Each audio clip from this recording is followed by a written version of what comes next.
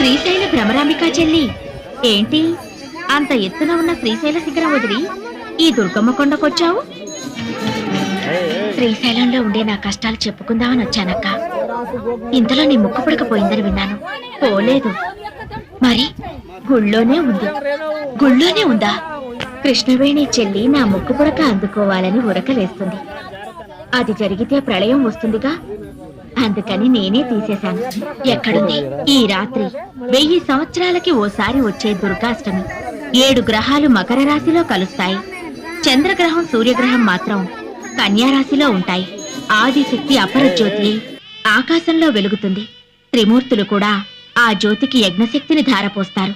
ఈ రాత్రి ఆ దివ్య గడియల్లో ఎవరైతే నా వ్రతం చేస్తారో వాళ్లకు నా ముక్కుపుడక దక్కుతుంది. నీ వ్రతం నేను చేస్తానక్కా. ఏంటి శ్రీశైల భ్రమరాంబికవు? నువ్వు నా